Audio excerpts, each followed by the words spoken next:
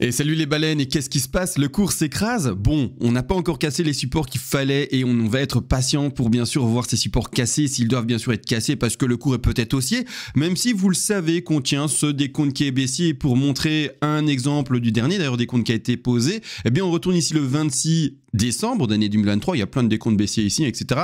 Mais par exemple, on va agrandir celui-ci, on voyait à ce moment-là, le 26 décembre, le rebond pour retomber dans la zone des 43 000, 44 000 $, et puis par après, écraser et continuer à descendre. On est content, le rebond a bel et bien eu lieu, et pour le moment, on est en train d'écraser et continuer à descendre. Rebond, écraser, et on continue. Je vais mettre bien sûr tous les sous-petits décomptes ici, etc. dans cette configuration avec vous. Je vais vous montrer où j'en suis dans mon décompte. Est-ce que la 2 en orange est forcément finie maintenant, ou peut-être plus tard? Je vais vous expliquer également ça. Bref, plein de choses, mais juste avant, je rappelle que c'est vrai, maintenant j'ai un Discord, ça fait maintenant un an, bientôt en janvier ça fera un an, il me semble, et sur ce Discord vous allez retrouver tous des lives et leur rediffusion. Je passe en live 3 à 4 fois par semaine sur le Discord où eh bien j'analyse par exemple le BTC, l'Ethereum, les altcoins et des demandes. Par exemple la dernière fois d'ailleurs on a analysé le NIO, c'est-à-dire bon ben vous savez la société de voitures électriques, etc., chinoise. Bref, on a analysé tout ça dans le dernier live, et il y a d'autres bien sûr également lives qui sont proposés à la rediffusion. Et également il y a des écoles, il y a un forum surtout dans lequel eh bien on discute, on partage, etc.,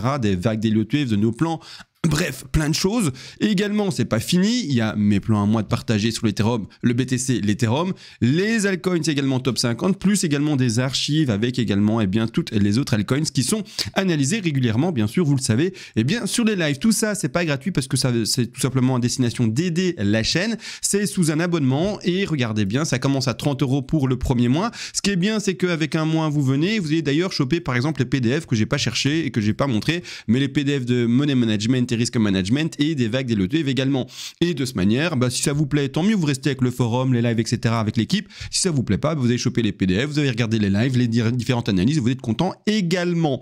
Malgré tout, c'est pas fini parce que vous pouvez bien sûr eh bien, prendre plusieurs mois, c'est-à-dire partir sur 3 mois, 6 mois, 12 mois, et vous voyez que le prix est dégressif à force vous prenez. Et également, ben, vous pouvez également prendre l'analyse, pas l'analyse, pas du tout, mais la souscription à vie qui est à 540 € maintenant, mais qui, attention, va passer à 560 € le mois prochain. Il augmente cet abonnement de 20 € tous les mois. Je précise, si jamais vous les payez en BTC, ce sera d'office 40 € de moins sur seulement, bien sûr, la souscription à vie, pas sur les autres abonnements.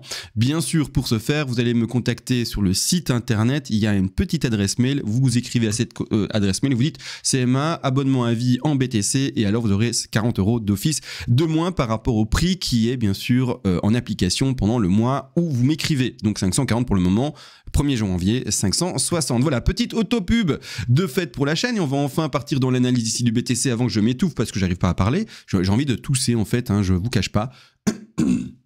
Voilà, j'ai toussé. Alors, on y est. Bon, pour ma part, je dézoome un peu parce que je vois qu'on voit rien du tout. Voilà. Bottom, pump, conso, pump. Et ensuite, maintenant, pour ma part, de nouveau, conso avec une légère chute, et puis après, repump. D'accord? Le point ici en vertical, c'est tout simplement, le halving. D'accord? Le halving qui est estimé vers mars-avril. Donc, en plus précisément, le 210 millième bloc.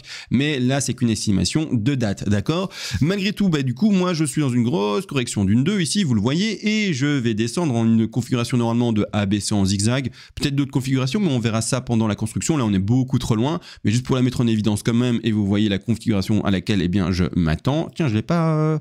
J'ai fait peut-être un double clic hyper rapide, arrivé, disparu, ABC. Et comme je m'attends normalement à faire ici eh bien une ABC en zigzag et non pas en flat, c'est pas ce que je favoriserais.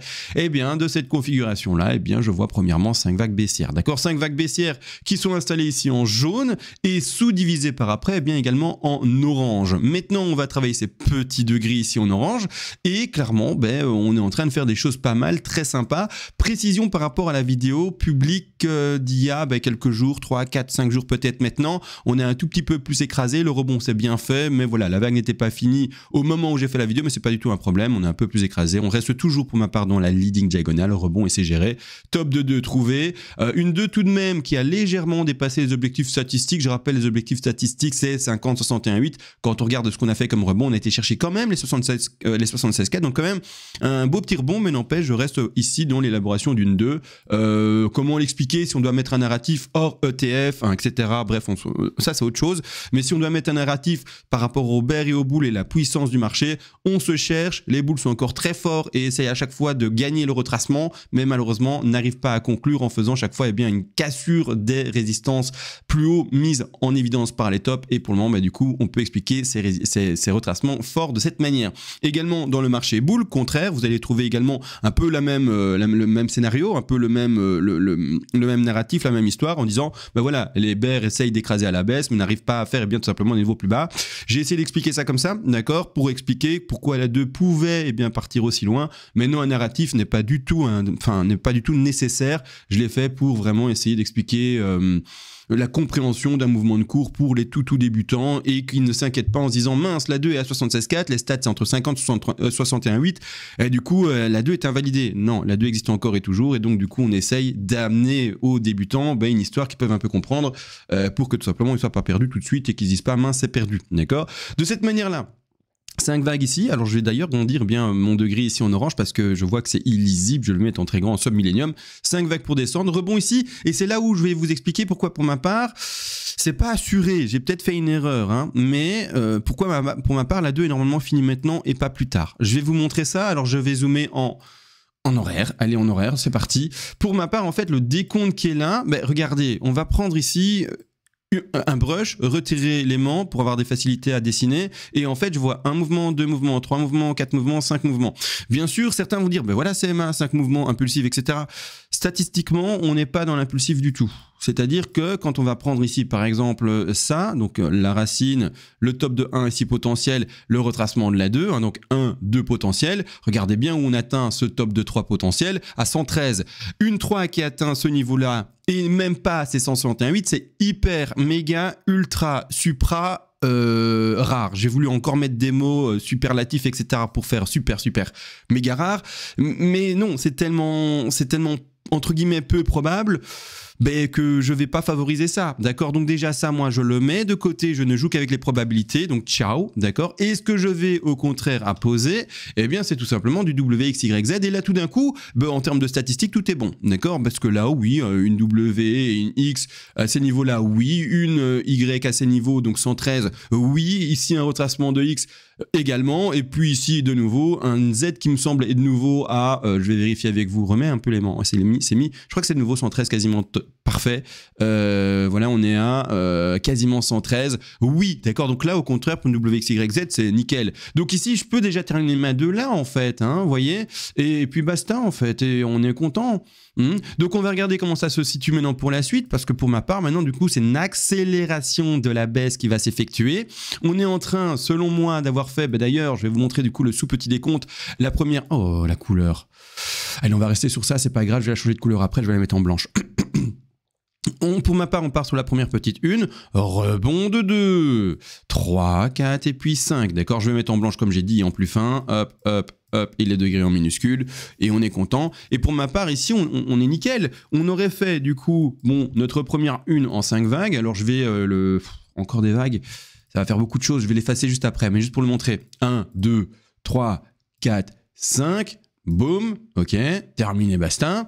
Et ensuite, également, maintenant par rapport à la suite de la 2, je la construirai plutôt également en flat, c'est-à-dire chercher ici un top de A, un retracement de B, et puis ici en ending diagonale 1, 2, 3, 4, 5, terminé en C pour monter là-bas en haut. Alors on ne voit pas bien, je vais quand même le mettre de manière visible ici, hop ici. On a juste fait une extension de C assez forte, hein, tout de même, on a dépassé un tout petit peu les 161,8, on a été même chercher peut-être les 200, et voilà, on a été chercher les 200, donc c'est quand même une extension de C assez forte, mais par rapport, donc je la retire hein, maintenant, j'ai dit que j'allais pas laisser tous les petits détails, mais par rapport à un retracement de 2, parce que la 2 que l'on voit ici, normalement 50-61,8, et on va regarder du coup ce retracement s'il est sympa, et s'il est statistique. Mais oui, par rapport à cela, on regarde, on est bel et bien dans les 50-61,8, zone de vente statistique, et c'est nickel, on est pile dedans. Donc ici, au contraire, tout est bon.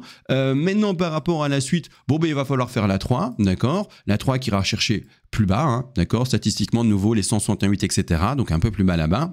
Je l'ai mis haut la main, j'ai pas fait gaffe. Mais c'est-à-dire que également et surtout, de nouveau, poupée russe, il y a toujours des degrés qui sont supérieurs. Et regardez ce que je vais faire. C'est installer une première une, un rebond. Et oui, petit rebond, bonjour, 3, 4 et puis 5. Donc ici, ne vous étonnez pas si ce truc-là va bien tout simplement se concrétiser en un goal tout vert et aller chercher de nouveau la zone des 50-61-8, c'est-à-dire, entre guillemets, la résistance du support précédent, d'accord? Et surtout, du coup, eh bien, quand on met notre retracement par rapport à ce sous-petit degré qui est en blanc, mais je vais être en bleu, comme ça on peut bien le distinguer, bleu, super, et bien là on va aller chercher de nouveau, normalement, les 50-61-8. C'est vraiment la zone où il y a la plus forte chance de retrouver une résistance, et donc entre les prix, et donc retrouver un BTC qui va les retrouver maintenant, par exemple les fameux 42 400 $, et un peu plus également, et les fameux 42 500, combien ?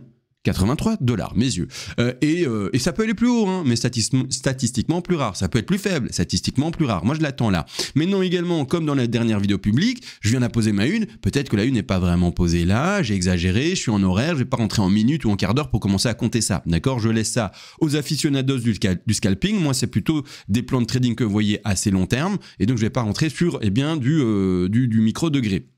Donc je mets expressément maintenant ma une un peu plus tard, au cas où ça devait un peu descendre, mais vous savez maintenant que le rebond doit arriver, ça c'est le normal, on ne descend jamais qu'avec des bougies rouges, il y a également l'inverse qui arrive, c'est-à-dire des bougies vertes, et que logiquement on devra retrouver de nouveau, par rapport au Fibonacci, au vrai plus bas, soit il est identifié maintenant, ou il se fera plus tard, au vrai plus bas qui sera vraiment identifié sur le cours, et bien retrouver la zone de retracement des 50 à 61,8. Donc les prix que j'ai donnés, c'est bien beau, mais ce qu'il faut bien retenir, c'est les 50-61,8 de retracement au moment où le BTC aura vraiment dit, voilà, là j'amorce vraiment un rebond, là on est sur un rebond faible, maintenant ça peut se concrétiser également, et bien tout simplement une bougie rouge et avec une belle petite mèche qui est au-dessus, et puis après les secondes continuent à descendre. Donc voilà, doucement, bien sûr.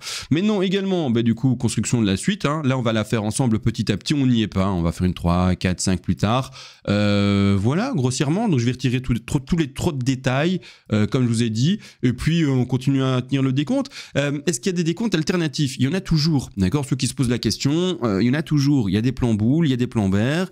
La chose qui est importante à comprendre, c'est que moi je suis une chaîne pédagogique, je vous montre comment on réfléchit, comment on construit les vagues d'Elliott-Wave et comment on peut construire autour de tout ça un plan de trading avec un stop loss, un ratio travaillé, des take profit partiels de placé, etc.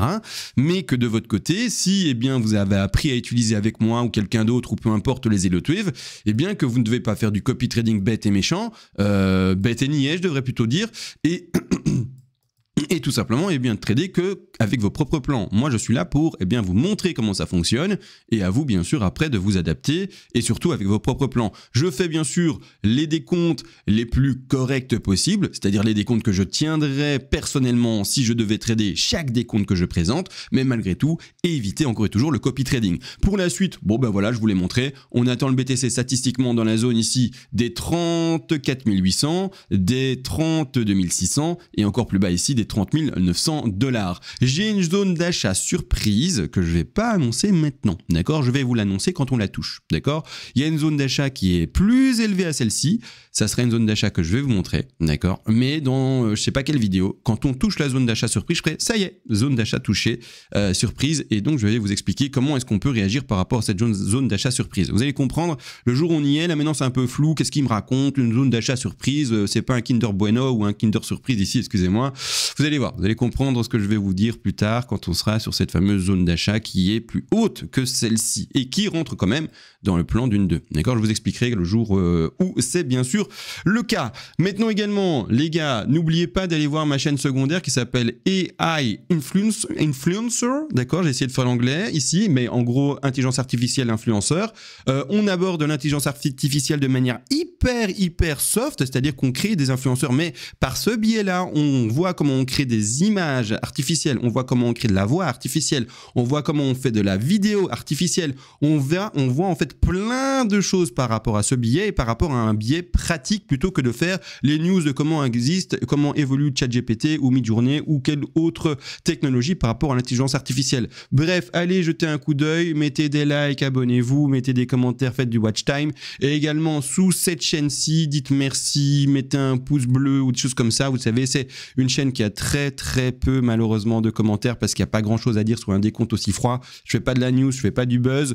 Donc voilà, grossièrement, mettez juste un petit merci, ça fera toujours plaisir et ça permettra de donner à la chaîne, beaucoup plus de visibilité. Bon, avant que je meure, je vais m'arrêter. Tout se passe pour le moment très bien. J'espère que vous êtes dans le bon sens du trade, ou en tout cas que vos trades qui soient aussi au baissier finalement soient bien gérés par rapport au money management. Et si c'est bien géré, il n'y a aucun problème, bien entendu. Sur ce les gars, on se fait des bisous et on se voit à la prochaine. Allez, ciao.